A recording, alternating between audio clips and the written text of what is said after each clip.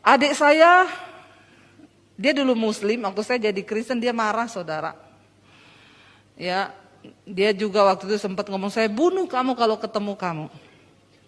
Akhirnya dia jadi Kristen, dia percaya Yesus waktu kerusuhan di Poso. Dia berjumpa dengan Tuhan Yesus secara pribadi ketika kerusuhan itu, karena dia lari di atas gunung 3 hari nggak makan.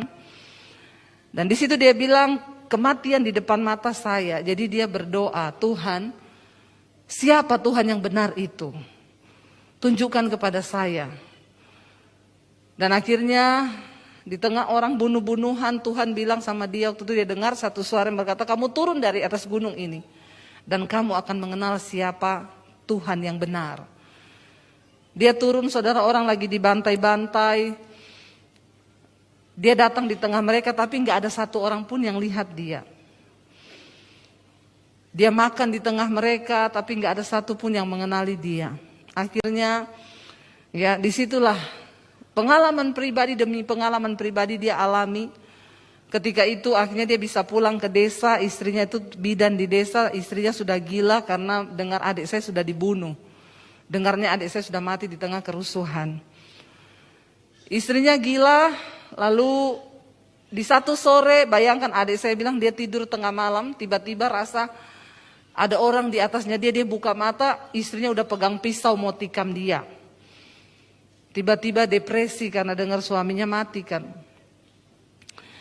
Baru mengalami begitu di Poso, pulang lihat istri gila itu tekanannya kayak apa, saudara. Tapi tiba-tiba satu sore ada pendeta lewat, dia bilang, ada orang sakit di rumah ini. Adik saya bilang, ada Pak, istri saya. Kalau kamu percaya Yesus sanggup menyembuhkan, saya akan berdoa. Kamu percaya nggak Yesus sanggup menyembuhkan? Adik saya bilang, saya nggak ada pilihan.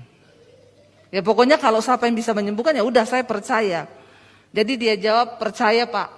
Waktu itu ada banyak orang tetangga-tetangga di situ nonton istrinya gila karena nggak ada tontonan di desa, jadi orang gila ditonton. Nggak ada bioskop kan, belum ada di sana XX1. Jadi kalau ada orang XX, itu ditonton, saudara. Jadi di tengah itu semua orang Kristen tetangganya situ. Pendetanya bilang, kita akan berdoa. Yang percaya saja bahwa ini Yesus sanggup sembuhkan, boleh tinggal di ruangan ini. Yang gak percaya keluar, semua keluar. Tidak ada yang percaya, yang tersisa tinggal adik saya, pendeta sama istrinya. Jadi pendetanya bilang, oke, dengan iman kita yang ada, kita berdoa. Begitu selesai dia tumpang tangan atas istri adik saya, tiba-tiba istri adik saya sadar, nangis minta makan, mandi. Disembuhkan Tuhan saat itu juga. Akhirnya adik saya bilang, besok kita ke gereja. Saya mau dibaptis. Saya mau menyerahkan hidup saya sama Tuhan Yesus. Datang ke gereja dibaptis. Adik saya itu badannya tatoan, saudara. Dulu duduknya di terminal, berantem. Kalau berantem bawa parang, pokoknya segala macam lah dia lakukan.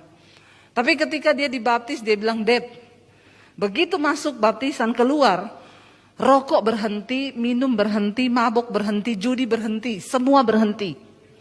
Tuhan ubahkan dia saat itu juga. Lalu dia mulai bersaksi, saudara, kepada teman-temannya. Dia bersaksi tentang Yesus kepada teman-teman yang Kristen, yang dulu ngajak dia mabok.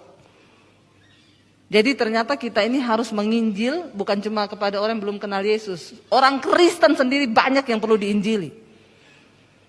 Lalu akhirnya adik saya menerima Tuhan Yesus. Nah dia bersaksi, satu kali dia itu kehabisan beras. Karena waktu itu papi saya kepala kantor, papi saya bilang, kalau kamu tinggalkan Yesus, ganti KTP-mu, saya kasih jatah kamu diangkat dari pegawai negeri. Ada 2 jatah waktu itu, adik saya bilang tidak. Saya tidak mau menyangkal Yesus apapun resikonya. Karena Tuhan yang sudah menyelamatkan saya.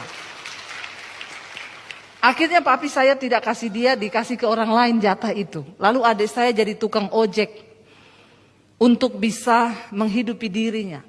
Dia datang ke gereja kecil di desa itu, dia bilang, Pak, saya mau melamar melayani Tuhan di sini.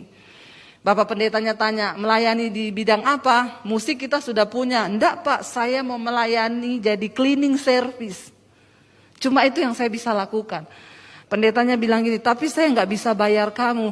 Enggak Pak, Bapak enggak perlu bayar saya. Tuhan Yesus, saya utang sama Tuhan itu sudah terlalu banyak. Saya mau melayani Pak di sini jadi cleaning service, enggak usah dibayar. Lalu dia sambil tarik ojek saudara, satu kali dia kehabisan beras. Anaknya masih baby, dia berdoa, Tuhan, aku tahu Engkau Tuhan yang sanggup mencukupi kebutuhanku dan Engkau tidak akan permalukan karena saya tidak akan meminta-minta kepada siapapun. Jam 3 pagi ada orang ketok pintu rumahnya saudara. Dia buka nggak ada orang. Udah ada beras 1 karung di depan pintu. Dan itu Tuhan. Dia kaget, dia bilang, Dad, Tuhan itu benar-benar hidup. Iya, kita tidak perlu khawatir. Sebab khawatir tidak menambah apapun. Sebaliknya percaya itu akan membangkitkan iman. Enggak tahu siapa yang antar.